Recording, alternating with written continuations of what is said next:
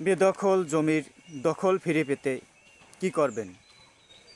বাংলাদেশের গ্রামে কিংবা শহরে প্রভাবশালীদের হাতে জমি বেদখল হওয়া একটি সাধারণ ঘটনা।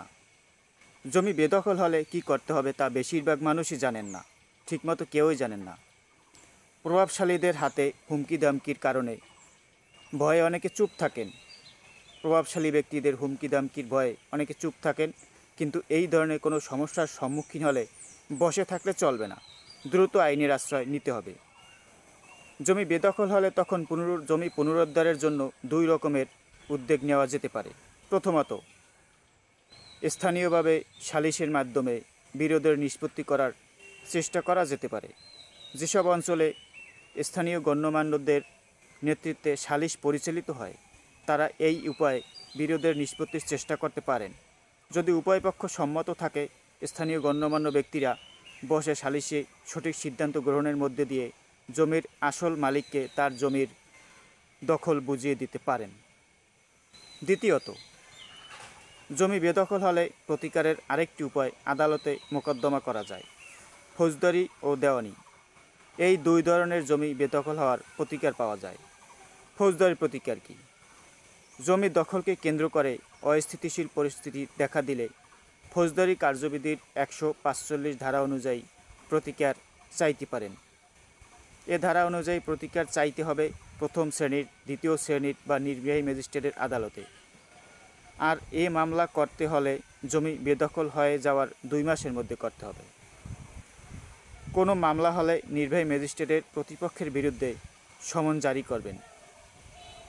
একই সঙ্গে বিরোধপূর্ণ জমি নিয়ে যাতে মারামারি বা খুনাখুনির মতো কোনো ঘটনা না ঘটে তা দেখার জন্য পুলিশকে দেখভালের নির্দেশ দিতে পারেন। পরবর্তীকালে উভয় পক্ষের বক্তব্য শুনবেন এবং সাক্ষ্য প্রমাণ শেষে সম্পত্তির দখলদারকে তা নির্ধারণ করবেন।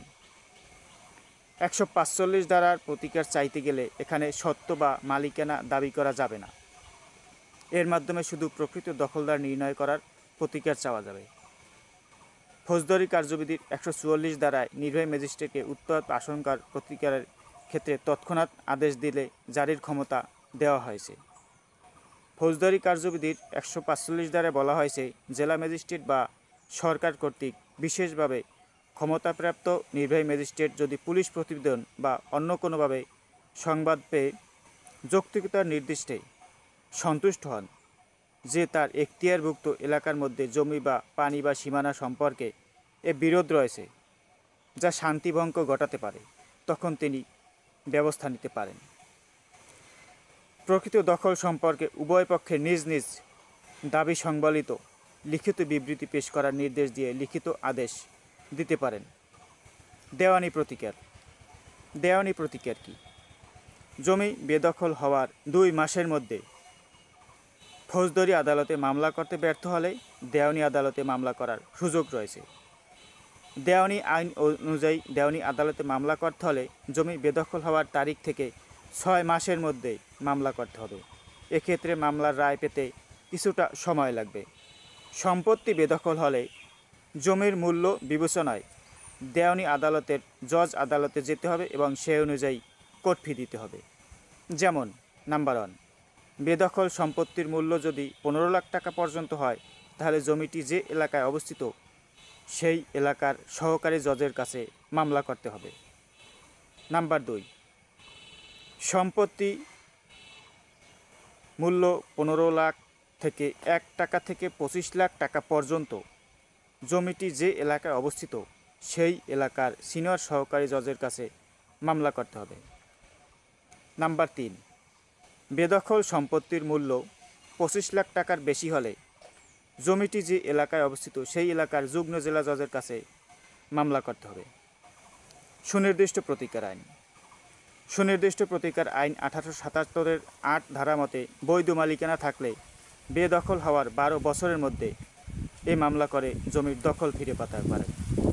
তবে মালিকানা প্রমাণ নথিপত্র না থাকলে এই আইনে এই ধারায় প্রতিকার পাওয়া যায় না।